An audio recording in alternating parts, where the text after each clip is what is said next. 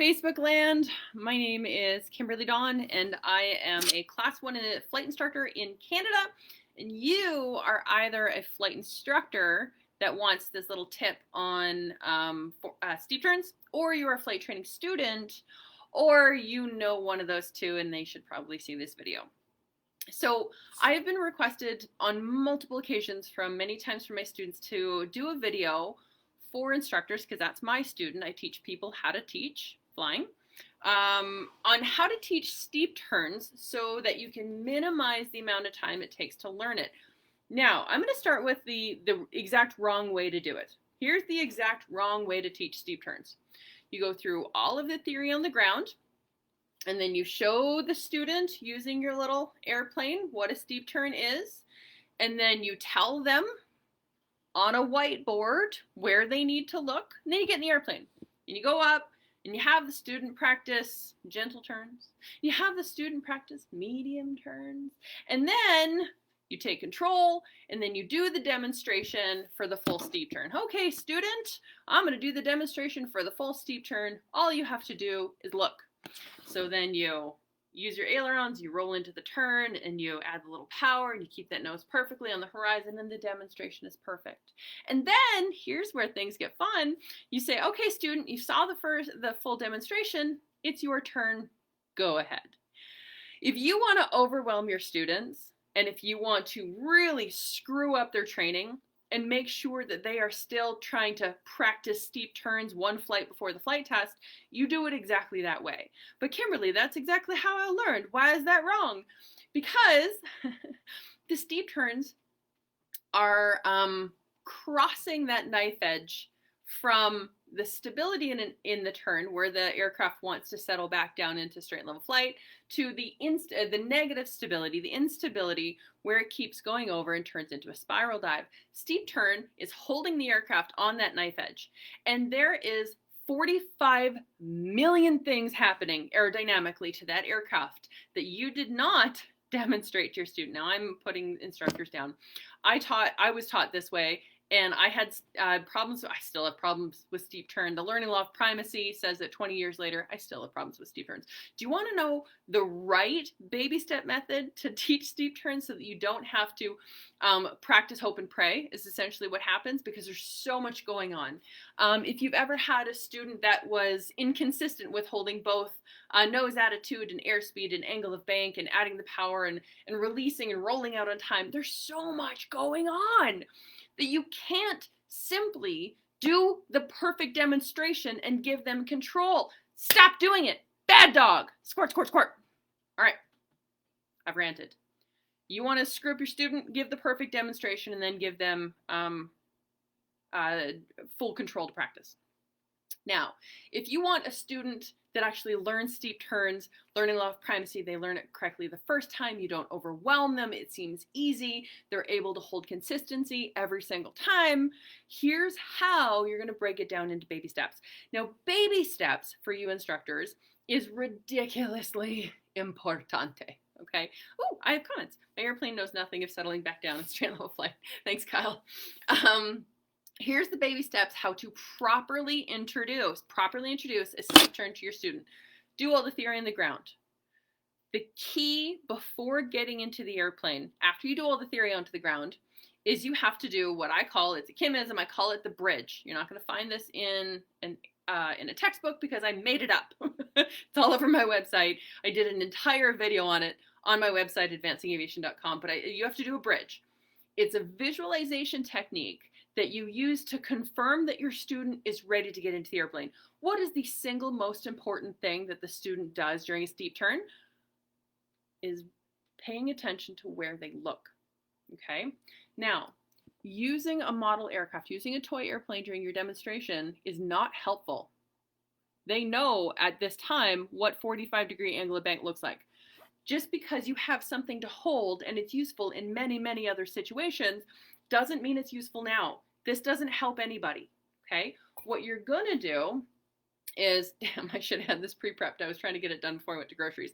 But what you're gonna do is you're gonna bring up X-Plane or whatever simulator that you have, free simulator on your phone, I don't care what it is. You're going to set it up on the desktop and their smart board, or you have a slide set, or you have pictures, whatever. We're not going to do it on the whiteboard anymore because that's World War II technology. It might as well be a chalkboard, it doesn't matter. You're going to use the actual graphics that you have available to you to show them what they're going to look. I'm not going to bother bringing this up. To show them what to look at, and you're going to have the panel picture, and you're going to have the horizon, you're going to show them 45 degrees. That's step one. That's a bridge, visualizing and directing their mind on what they look at. Because unless you force that student to stare at the horizon and measure the nose versus the horizon, they will use the only metrics that they have to measure their progress, and that is the instruments. If you want your students to chase the instruments, great. There you're setting them up for failure. Altimeter has a 2 to 3 second lag. Airspeed has a 2 to 3 second lag. Vertical speed has a 9 second lag. If you want them to stare at the panel, great. Show them the instruments on the very first go. I'm being far too sarcastic. I really gotta peel this back in. Okay, my craziest showing. Tuck that back in. Okay. So do an appropriate bridge, do an appropriate visualization technique so they know what to look at. Now, to teach it in the airplane, get up into the airplane, you're going to head out to the practice area, you're going to do all your safety checks, you're going to have them practice gentle and medium turns so that they can do it without you. This is important. So they can hold the nose control by looking outside, because you, the proficient or instructor, are looking at where they're looking. Look at their eyeballs. Looking outside, and you're going to make sure that those gentle and medium turns are utter perfection before you move on to the really, really hard one. Now, you're going to do the perfect demonstration because we all have to. It's going to be delightful. And you can life hack this a little bit to make sure that you give the perfect demonstration by doing your own medium turns over and over again and just talking through it and blustering quite a bit. But do your own practice before you start the steep turn, right? Now, you do the perfect demonstration. You are not, I wish I could scream this at my computer without blowing your speakers out. You are not going to then immediately give them full control. You are going to break it down into tiny little baby steps that ensures complete success. What is the most important control in all of the steep turn? You're going to say everyone's got their own answer. I'm going to tell you that it's yaw control and it's rudder control. Are they staring at the turn coordinator? Well, then you didn't teach them to look outside, did you? Wow, I'm being super sarcastic on this one. I really got to peel this back in. Okay, so what you're going to do, and how I counsel all of my instructors that have never gone wrong with this process, is that after that perfect demonstration, you're going to say, okay, student, we're going to try this and we're going to team up. We're going to do this together. I'm going to give this airplane control over to you in tiny baby steps to ensure that you can't possibly get any of it wrong, and to ensure that I guide your brain on where to pay attention. During the perfect demonstration, you were looking outside at the nose compared to the horizon, right? Now, being a team, I'm going to have the control column. I'm going to have control over the elevators and the ailerons and the power. You, student, are going to have control over only the rudder pedals. And they're like, that seems too easy. You're like, damn right, it's too easy, because I'm going to show you that it's going to be easy, and we're going to add another layer on. It's going to be kind of easy. We're going to add another layer on. It's going to be kind of easy. We're going to add another layer on until you get everything, and you're like, wow, that was easy. All right. So then you're going to do a full steep turn again. You, the instructor, are going to roll it past 45, and you're going to coach them verbally to use the rudders appropriately while looking outside. Okay? My emphasis on while looking outside, and my passive-aggressive attitude toward the instruments and putting them down, is on purpose. I have 21 years of flying that shows you, that tells you that I learned wrong the first time. I struggled with steep turns until I became a Class 1 instructor, and then I learned the easy way. Guys, this is the easy way. So team it up. You have the ailerons, you have the elevators, you have the power. They have only the rudders, and you're going to verbally coach them through all the way around. It should only take one turn to master the rudders on this one. But what you've done here is, with the learning law of primacy, you've showed your student that besides where to look, this is the most important thing. This is setting them up for success in their habits down the road.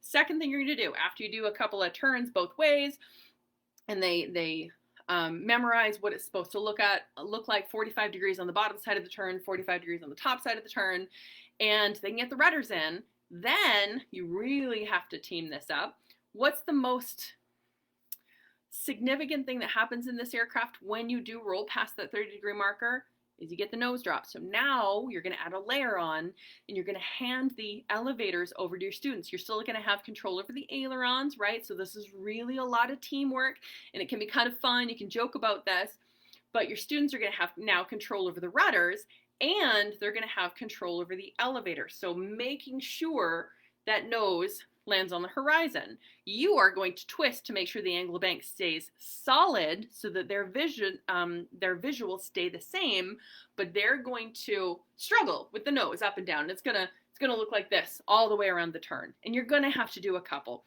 I've had a student or a couple students in the past where at this point now we've done 6 or 7 steep turns, and they're having trouble with this, and they're struggling with it, and they get airsick, and we got to go home and try another day. And that's just the way steep turns goes. Please don't speed through this one. Please don't rush this one. Because if you rush the beginning, you will then be forcing them to spend 10 to 15 hours at the end with their wild inconsistencies. Step 1, you do a bridge on the ground, you show them where to look. Step 2 is a perfect demonstration, but really this step 2 is giving them control over the rudders. Step 3 is then giving them control over the elevators while you have the ailerons and the power. So they have rudders and elevators, you have ailerons and power, right? And then you go around a couple of times, and now there you can tell that they are pinned. They know where to put that nose on the horizon all the way around. You're like, all right, you've graduated. You win the opportunity to move to level 3, and like we can gamify this. Level 1, level 2, level 3, capture the princess, right? Or save the prince, whatever it is. So then if they graduate past elevators and are able to keep that nose pinned on the horizon, then you can give them the ailerons. So now they have to keep that nose pinned on the horizon and make sure they handle the aircraft from wanting to slip over into that negative stability or the instability of it and wanting to go over. You're adding baby step layers on this. If it takes 1 flight, if it takes 2 flights, it's so much better than taking 10 flights at the end of their training and still graduating as a private pilot or even a commercial pilot and being inconsistent. We are stopping inconsistencies. The 4th layer that you're going to give them is, of course, the power. And they are not allowed to graduate to the next one until they prove at least 1, preferably 2 turns with the 1st layer. If they start becoming inconsistent, like say you give them the ailerons and their nose starts going like this all over the horizon, you're like, sorry, Mario fell into the lava, you gotta go back a level, and we're gonna just do the elevators all the way around. You can make it lighthearted, and make it easy and make it fun. You can gamify it, but do not give the student control over everything after your perfect demonstration. That is a guaranteed way to overwhelm them and force inconsistencies for the rest of their career. I learned the wrong way when I first did a private pilot. You know why? Because that's how my instructor learned. You know why? Because that's how their instructor learned. If that's how you learned, you're not alone. Join the club, but you can be part of the solution, and I'm very, very passionate about this. Steep turns is an easy way to kill the student confidence. Okay, students, if you are watching this, you can break this down into baby steps yourself. You can show your instructor this video.